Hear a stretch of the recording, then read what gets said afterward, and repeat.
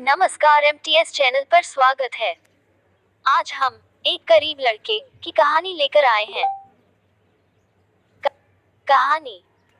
एक लड़का अपनी गर्लफ्रेंड से बहुत प्यार करता था।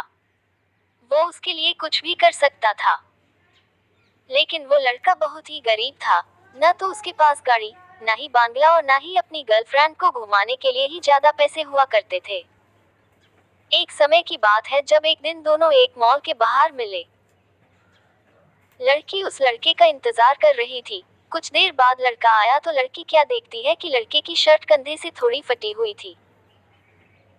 तुरंत ही लड़की ने कहा कि तुम आज ये शर्ट पहनकर मुझसे मिलने यहाँ आए हो, तुम्हें पता भी है तुम्हारी ये शर्ट फटी हुई है।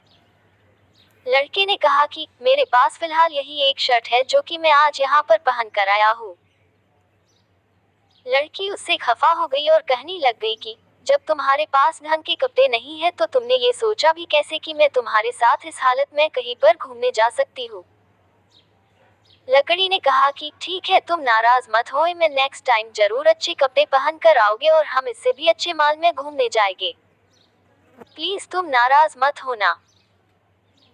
लेकिन लड़की नहीं मानी और कहने लग गई कि जब तुम्हारी हैसियत ही नहीं है मुझे घुमाने की, तो मेरा टाइम क्यों खराब कर रहे हो। जब तुम मेरा खर्चा तक नहीं उठा सकते हो तो जाओ कोई अपनी जैसी ही ढूंढ लो भिखारन।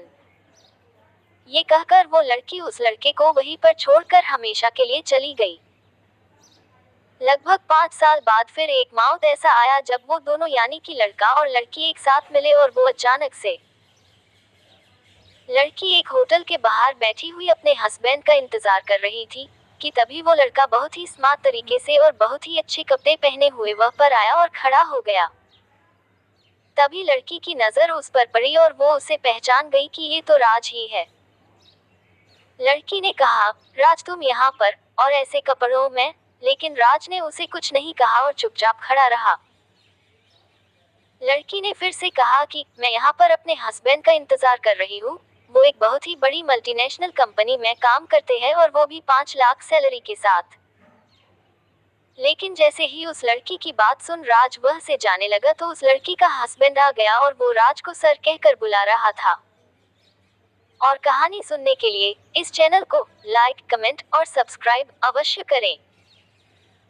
उसने कहा, हेलो सर, आप कैसे हैं। और उस लड़की की ओर इशारा करके कहने लगा कि ये मेरी वाइफ तनु है। राज ने कहा, ये तुम्हारी वाइफ है। तनु के हस्बैंड ने तनु से कहा कि ये मेरे बॉस है और मैं इन्हीं के प्रोजेक्ट पर काम कर रहा हूँ। तनु को जैसे सदमा सा लग गया था कि जिस लड़के को उसने कुछ पैसों के लिए छोड़ दिया था वो आज इतना अमीर है। वो राज की ही ओर देख रही थी पर नीची निगाहों से। वो अपने आप से बहुत ही शर्मिंदा महसूस कर रही थी।